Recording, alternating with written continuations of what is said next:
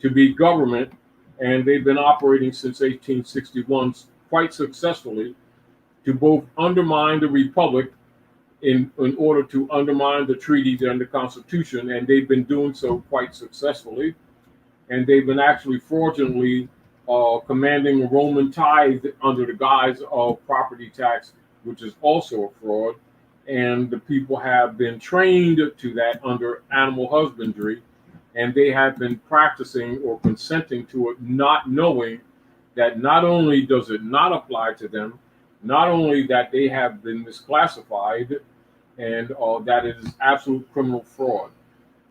However, to your interest, to the interest of all of us, it is good and it is well that you begin to start putting these criminal operatives who have been imposturing as government in their place by stop cooperating and giving extortion taxes under false pretexts in a misclassification venue of color of law and color of office and color of operations, which has been going on and unfortunately has actually been used to enforce the fraud upon you.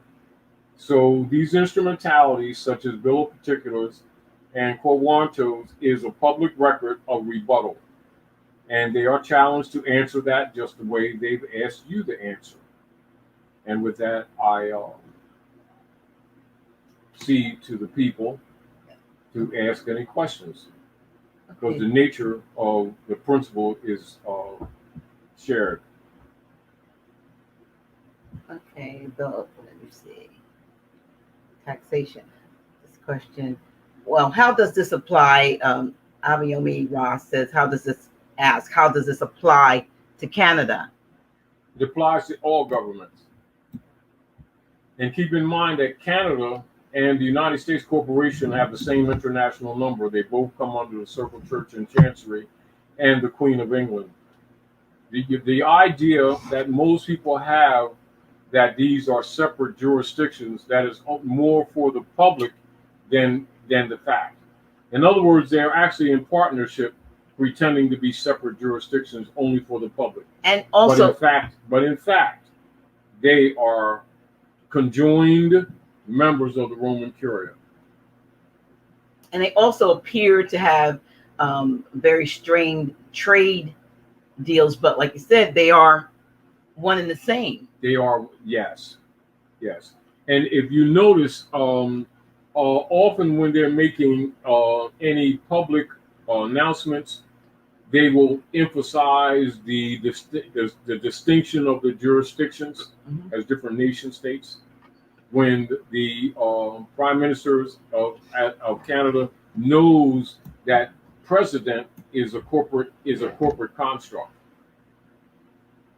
and not a national construct. And this is very important for people to comprehend that. And this is back to, again, even the problem that we have among our people always talking about nation of this, nation of that, and then not teach nationality, and they have never gone challenged. They have never been challenged. And it is a violation, a severe mental, social, and political violation against the people to talk about anything concerning nation, self-determination, etc., and not tell the truth about nationality. It is a horrible violation against the people. And of course, because that violation has been inculcated in society, you can see why many people are not even aware of how these things apply or don't apply, and that they never applied to them factually in the first place, and that they were allowed to be imposed upon them as application is part of the fraud. And of course, the people themselves must reclaim their estate. They must be willing. It's sort of like this. How would it be that anyone would be willing to defend the birthright of any man, woman, or woman who is not willing to stand up for their own birthright? and it be the obligation of another to stand in defense of someone who is unwilling to defend themselves, when that is a divine right, a divine obligation. And this is back to even like if people would, for those who have been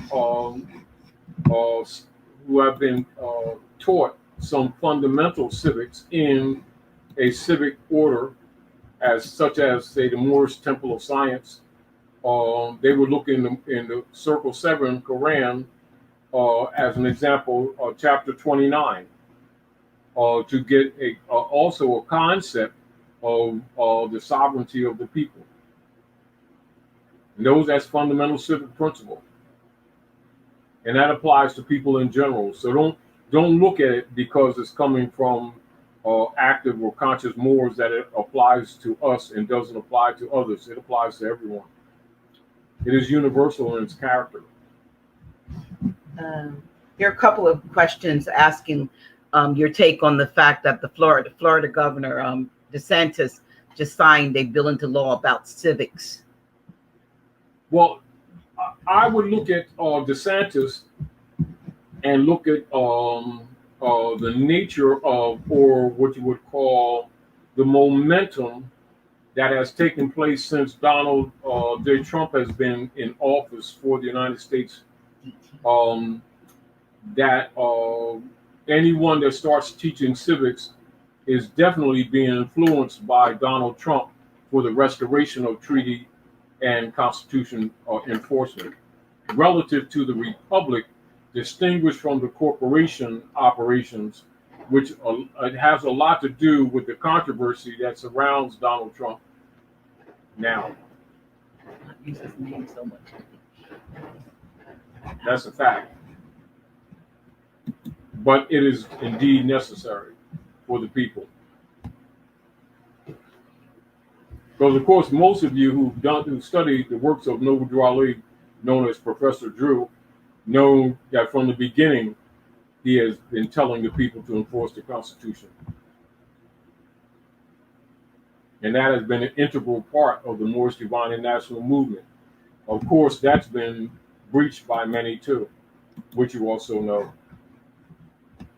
Which is also one of the reasons why we have been fortunate to even have a platform like this that Dr. Naila has maintained for all these years, whereas some of these things that has been suppressed in other platforms has been shared openly, even though we're still, been restricted by virtue of censorship for the restoration of the republic.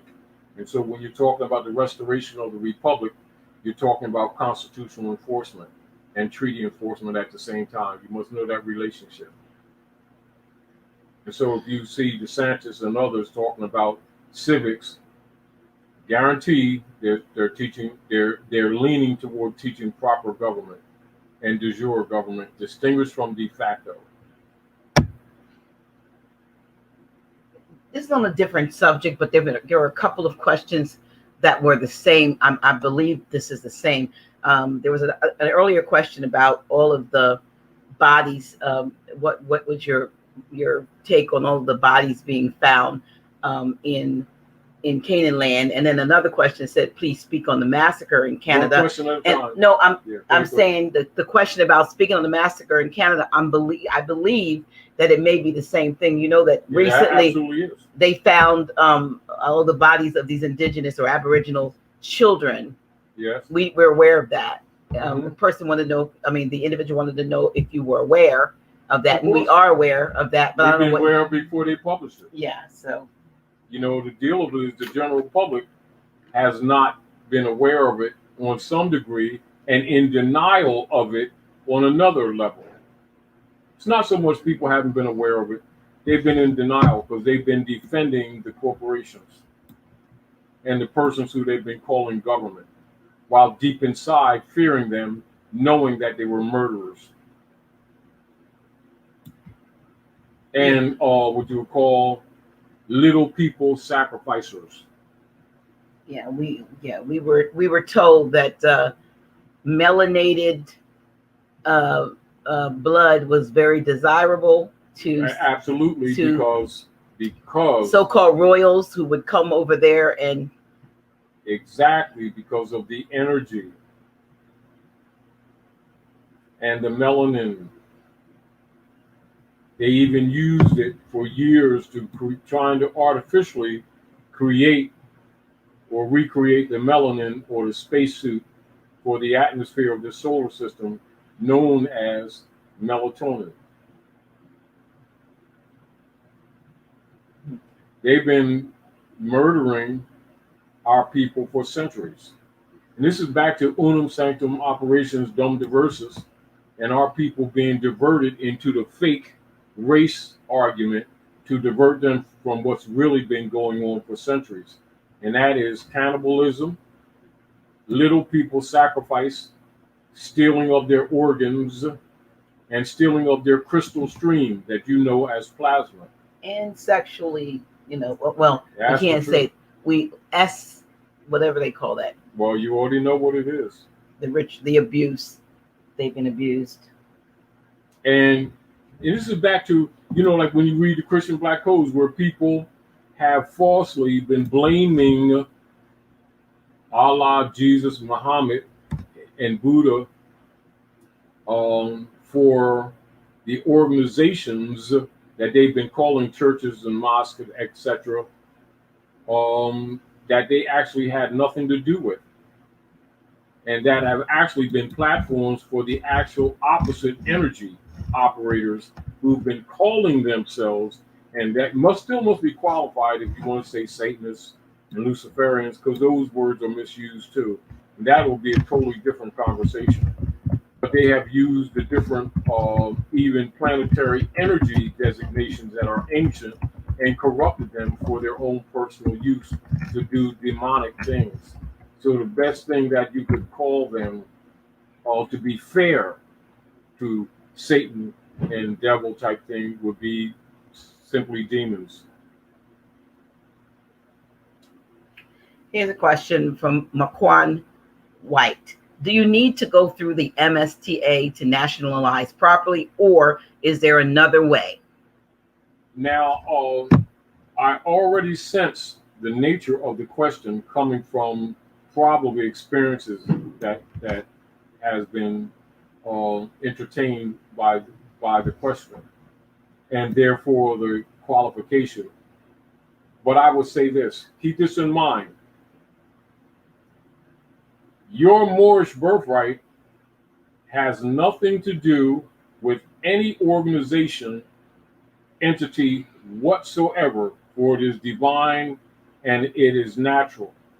Any organization that attenuates any activity in relationship to it is a political act or platform by which, by the structure of organization, numerical organization, and principal construct through treaties and constitution is exercised, etc. But you are Moorish by blood, by birthright, not by any organizational structure. Don't confuse the two.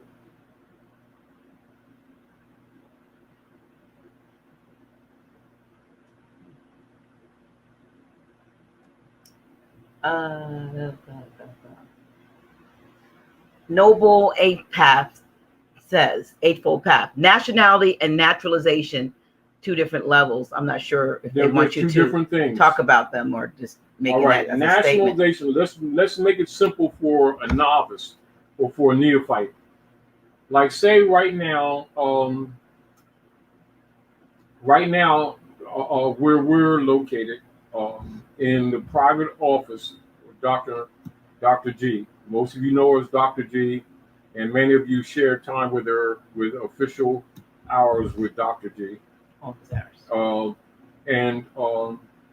right now I'm speaking from one part, because she has more office area than much more than what you see, including downstairs and also upstairs. Now her son was here, and we were working together actually the other day, helping to clean up and do a few things that we're doing around here, rearranging things. In a principle of law, her son would be what you would call the native or the national. Myself or others who would help are welcomed, and we would be welcomed at the table even when she cooks and does her exotic cooking and stuff like that. However, our rights or would be privileges under naturalization. Her son's right would be under nationalization. That would be the distinction.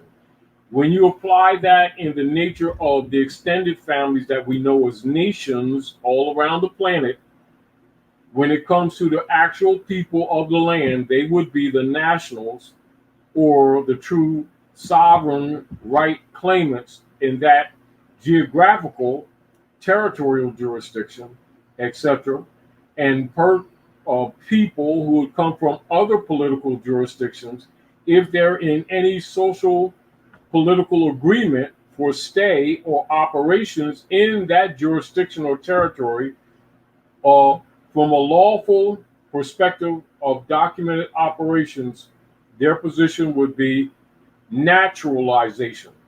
So, as an example, if you or I left the Maghreb, Morocco, the most extreme west, North America, Morocco, and went to, say, Manchuria, what you call China, and we wanted to rightfully and lawfully make stay there for, say, education. We're going to be there for a few years for an education at some university, or to do some research, anthropological or otherwise. Then we and plan to have stay there for quite some time. We would become naturalized Chinese citizens. Chinese would not be the pedigree. Chinese would be the political jurisdiction under naturalization. But if national, you cannot be Chinese national unless you are Chinese by pedigree. You see the point? Likewise with Russia or any other political, jurisdictional, territorial nation state. So the principle between nationalization and naturalization would be nationalization would refer to the de jure people or citizens of a particular nation state, and that of granted privilege temporary rights conditionally for what you would call an alien or foreigner entering into or doing business in another political jurisdiction. Such beings would be naturalized. And so the naturalization acts would deal with them taking allegiance to the enforcement and maintenance of treaties and constitutions according to that nation state. And this is why, because these practices have been violated by virtue of colonial operations in contemporary times, which is why they've been telling people falsely that a driver's license is an identification card and getting away with it. And this is also why, until recent years, because of the problems that they've created, you haven't seen people who have been allegedly representatives of different nation states, why you have not been hearing them talking about national identity cards. But because it's been corrupting the political economic platforms of nations around the world, you're hearing more and more people who claim to be government talking about national IDs. This is funny. But you never see them enforcing it, because the point of it is they're private corporations and people who have been pretending to be nationals when in fact they're not. Were not and are not. It's kind of caught in kind of a catch-22 situation for them. Questions? Okay. So here's a question. Well, here, I'll do this one. This came up a couple times. who is it that wants to know? Tariq wants to know, Brother Taj, are you familiar with the sister out of Georgia, Chief Janice, dealing with the land patents? The land patents basically have been issued by hybrid Europeans among themselves to steal our land. And though that process in its principle should be correct, but the people of the land have what you call aboriginal claims superior to all of those instrumentalities. However, superior to the mortgages and deed claims is the land patent that is acknowledged. Here's another question, and I had to pull up my poem because I feel like you can respond to it, but I also want to share this poem. Yeah. Reynard G. Hines says, so if it's a God, what is he or she waiting for? Or is God in us and we need to act? Now, again, I'm glad that question was asked because it's also part of the paradigm of the purging that must take place among humanity, because there's an assumption of the God position that is totally and has been totally incorrect. And that must be worked out. And so in the nature of the question, on the surface, the question is loaded because the question truthfully has been a part of the mental mind control training that the people have received, thinking that God means the creator when it does not. God is a verb transitive that means to call upon, to invoke, and to pour out, and is not a being whatsoever, nor is it the creator. Although the word is loosely attached to the source or the creative sources, taken as one, etc., and has been generally accepted. And often we will use that word in implying the creative forces. However, it is an improper usage, unfortunately, but that's true too. And that must be worked out. And so therefore, by people assuming that it means the creator, often people would construct in their mind, how can God stand by and let all this BS go on? And how come he or she or it ain't doing their job? Because the assumption has been that the God is going to save us or rescue us, when the real deal, the rescue will be within. It's in you, i.e., that's the truth. Can I share when we gonna be? Yes. As a response to that? Yes. Okay. So